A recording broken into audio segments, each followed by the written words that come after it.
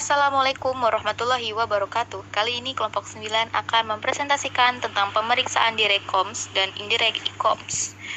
Dengan nama anggota Aulatus Syifa dengan NIM 1911E2104. Saya sendiri Adinda Alfiasi Batiar dengan NIM 1911E2101. Indri Khairunisa dengan NIM 1911E2112. Kurnia Wulandari dengan NIM 1911E2113, Lamra Mosta dengan NIM 1911E2016, Syahrul Rafi dengan NIM 1911E2044. Untuk mempersingkat waktu, kita akan langsung ke slide selanjutnya. Saya Aulatus Syifa akan menjelaskan tentang pemeriksaan direct comms dan indirect comms. Dasar teori, untuk menjamin keselamatan pasien, dalam hal transfusi perlu dilakukan pemeriksaan teks comms yang digunakan untuk menentukan ada tidaknya antibodi di dalam serum resipien yang ditunjukkan pada eritrosit donor. Comms test. Pemeriksaan comms test adalah pemeriksaan yang digunakan untuk mendeteksi adanya antibodi pada permukaan eritrosit dan antibodi eritrosit dalam serum. Antibodi ini menyelimuti permukaan sel eritrosit yang menyebabkan umur eritrosit menjadi lebih pendek dan sering menyebabkan reaksi incompatible pada transfusi darah. Normalnya, antibodi akan mengikat benda asing seperti bakteri dan virus dan menghancurkan sehingga menyebabkan destruksi eritrosit atau hemolisis. Pemeriksaan comms test dibagi menjadi dua, yaitu direct dan indirect. Serum comms. Pembuatan serum comms. Serum manusia disuntikan ke kelinci. Kelinci membuat antibodi THD serum MNS yang disuntikan disebut Rabbit Anti-Human Globulin atau serum comms. Digunakan dalam tes comms atau uji antiglobulin. Serum comms adalah serum kelinci yang telah diimunisasi dengan fraksi globulin atau IgG manusia sehingga disebut juga serum antiglobulin. Kemudian pada slide keempat ada serum comms. Apa sih serum comms itu? Serum comms adalah serum kelinci yang telah diimunisasi dengan fraksi globulin atau IgG manusia, sehingga disebut juga serum antiglobulin.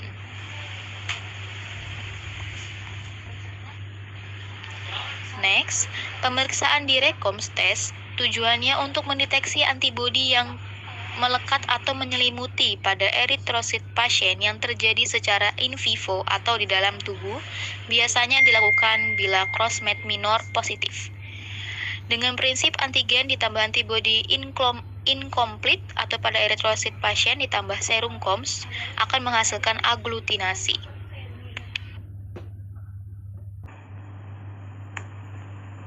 Selanjutnya, bahan dan reagen. Alat, tabung serologis ukuran 12 x 75 mm, rak tabung, sentrifus, pipet pastur 1 ml, labu semprot, gelas pembilas, dan label. Bahan, selin atau inasel 0,9%, darah beku 5 cc. Reagen, anti-human globulin atau comms serum, dan comms control self. Cara kerja. Disentrifus darah beku pasien dengan kecepatan 3000 rpm selama 1 menit. Dipisahkan serum dan sel. Setelah itu dibuat suspensi sel 5% darah pasien dengan salin. Disiapkan 2 buah tabung yang telah dilabeli dan dimasukkan 1 tetes suspensi sel 5% dalam tiap tabungnya. Dicuci 2 kali dengan pemutaran 3000 rpm selama 1 menit. Dibuang supernatannya. Lalu pada tabung pertama ditambahkan 2 tetes comms serum, lalu pada tabung kedua ditambahkan 2 tetes salin. Diputar dengan kecepatan 3000 rpm selama 15 detik. Dilakukan pembacaan hasil terhadap adanya aglutinasi. Catatan, pada tabung 2 hasilnya harus negatif aglutinasi. Keterangan, Apabila pada tabung 2 memberikan hasil negatif terhadap aglutinasi, maka dilakukan penambahan CCC sebanyak 1 tetes. Setelah dilakukan sentrifugasi, maka tabung 2 akan menunjukkan hasil valid apabila positif aglutinasi. Interpretasi hasil normal, tidak ditemukan antibodi atau hasil tes negatif di RECOMS. Tes negatif berarti tidak ada antibodi dalam sel darah merah. Abnormal, di RECOMS, tes positif berarti ada antibodi yang akan melawan dan menghancurkan sel darah merah. Hal ini dapat disebabkan oleh transfusi darah yang tidak cocok atau penyakit anemia hemolitik. Hasil negatif palsu pada pemeriksaan disebabkan oleh tidak mencuci sel darah merah dengan bersih dan baik, karena globulin yang bebas yang tidak berikatan dengan sel akan menetralisir anti-human globulin. Lalu ada pemeriksaan terganggu atau tertunda. Anti-human globulin COMS serum harus ditambahkan segera setelah proses pencucian selesai, karena antibodi yang telah mengadakan ikatan akan terlepas kembali. Selanjutnya ada reagen kehilangan reaktivitas yang disebabkan oleh penyimpanan yang tidak baik, kontaminasi bakteri, atau serum manusia. Selanjutnya, hal-hal yang perlu diperhatikan dalam praktikum ini. Yang pertama, tabung reaksi yang digunakan haruslah bersih, bebas dari air atau kotoran sabun. Yang kedua, pencucian harus dilakukan dengan benar, yaitu dengan menggunakan salin. Ketiga, tes yang dilakukan harus divalidasi dengan reagen CCC. Hal ini bertujuan untuk memastikan apakah tahap pengerjaan yang dilakukan sudah sesuai dengan prosedur atau tidak. Setelah penambahan CCC, hasil aglutinasi dilihat. Apabila hasilnya positif, maka pekerjaan yang kita lakukan sudah benar. Selanjutnya, dasar teori INDIRECOM. Anti-human globulin akan bereaksi dengan setiap globulin manusia. Karena itu penting bahwa semua globulin bebas harus dibuang dari sel darah merah dengan pencucian yang bersih sebelum penambahan anti-human globulin. Sisa globulin serum dalam larutan akan bergabung dengan anti-human globulin, mengakibatkan anti-human globulin tidak mampu lagi mengaglutinasi sel yang telah disensitisasi dan menyebabkan suatu tes COMS negatif yang salah atau false negatif. Percobaan INDIRECOMS berusaha mencari adanya antibodi irregular atau incomplete dalam serum. Terlebih dahulu dilakukan pelapisan eritrosit normal bergolongan O atau eritrosit yang golongannya sesuai dengan serum yang diperiksa. Dengan serum yang diketahui atau tersangka mengandung antibodi penghalang. Langkah berikutnya ialah membuktikan adanya antibodi tersebut dengan menggunakan serum COMS.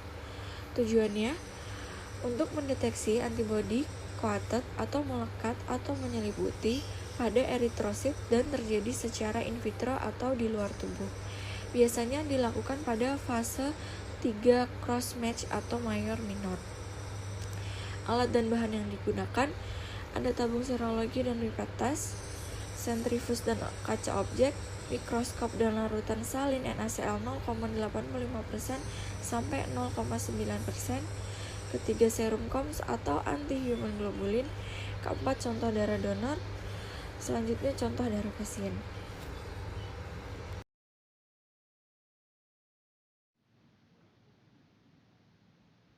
Cara kerja. Siapkan serum dari contoh darah donor atau pasien setelah pemeriksaan golongan darah dan resus. Siapkan pula suspensi eritrosit 5% dalam salin dari contoh darah donor atau pasien. 1 bagian eritrosit 100% ditambah 19 bagian NaCl 0,85% sama dengan suspensi eritrosit 5% sama dengan 1/20. Campurkan sama banyaknya 2 tetes dari masing-masing suspensi eritrosit di atas dengan serum yang akan diperiksa sesuai golongannya untuk mayor dan minor. Lakukan pencucian dengan larutan salin sebanyak 3 kali, kemudian tambahkan pada masing-masing tabung 2 tetes serum COMS atau anti-human globulin. Sentrifus dengan kecepatan 1000 rpm selama 1 menit, baca reaksi yang terjadi secara makroskopis dan mikroskopis. Catatan, adanya aglutinasi membuktikan bahwa serum yang diperiksa berisi antibodi yang melapisi eritrosit.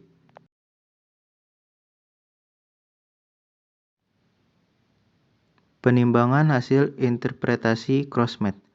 Tes minor positif. Artinya, eritrosit pasien diselimuti coated oleh antibodi. Kemungkinan pada serum donor terdapat antibodi irregular incomplete. Alternatif tindakan yang dapat dilakukan adalah darah boleh diberikan tetapi dalam bentuk packet red cell atau PCR atau washed red cell atau WRC. Tes mayor positif. Artinya terdapat antibodi irregular incomplete pada serum pasien. Alternatif tindakan yang dapat dilakukan adalah mencari donor lain untuk kemudian dipilih mana yang cocok sesuai hasil mayor crossmatch. Bila tidak ada yang cocok, maka darah tidak boleh diberikan, sehingga dianjurkan untuk dirujuk ke UTDC setempat.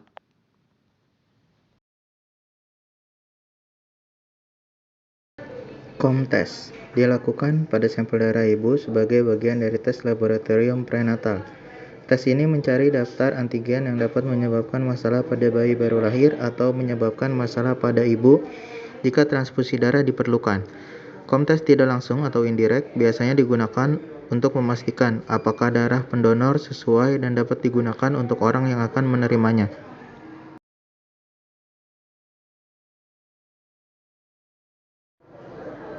Hasil COMTES normal. COMTES tidak langsung atau indirect negatif. Darah Anda kompatibel dengan darah yang akan diterima saat transfusi. COMTES yang menyatakan negatif untuk faktor rhesus atau titer antibodi RH pada wanita hamil menandakan bahwa tidak terdapat antibodi yang melawan darah rhesus positif milik bayinya atau sensitivitas rhesus. Abnormal. Indirect COMTES positif berarti darah pendonor tidak cocok dengan darah si penerima. Indirect COMTES positif pada wanita atau RH negatif yang hamil atau berencana untuk hamil berarti dia memiliki antibodi terhadap darah RH+, sensitasi RH. Saat awal kehamilan, jenis darah bayi akan diperiksa. Jika darah bayi RH+, maka ibu harus mendapat pengawasan ketat selama kehamilan untuk mencegah masalah dengan sel darah merah bayi. Jika sensitivitas belum terjadi, maka dapat dicegah dengan suntikan imunoglobulin anti-RHD.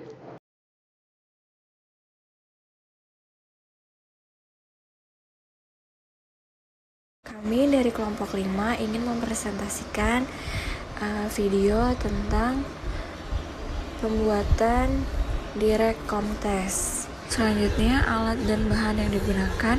Yang pertama ada darah donor, slide gel, tabung reaksi, sampel pasien, buffer, pipet, centrifuge homogen, centrifuge slide. Selanjutnya kita membuat suspensi 1% terlebih dahulu. Teteskan 500 ml buffer ke dalam tabung reaksi. Lalu dicampur dengan 5 mikron dari endapan sampel pasien yang telah disentrifus. Dicampur lalu dihomogenkan. Setelah homogen, buka penutup plate cell slide gel test. Lalu pipet 50 mikron dari suspensi 1% masukkan ke dalam slide gel. Diketuk-ketuk, lalu dihomogenkan di sentrifus khusus untuk menghomogenkan selama 15 menit dengan suhu 37 derajat Celcius. Setelah dihomogenkan, setelah 15 menit, lanjut kita sentrifus selama 15 menit. Setelah disentrifus selama 15 menit, kita baca hasil. Hasil yang kita dapat adalah negatif. Jadi, untuk pemakaian metode slide gel test ini tidak perlu memakai CCC lagi sebagai validitas. Sekian penjelasan dari kelompok kami, kurang lebihnya mohon maaf. Wassalamualaikum warahmatullahi wabarakatuh.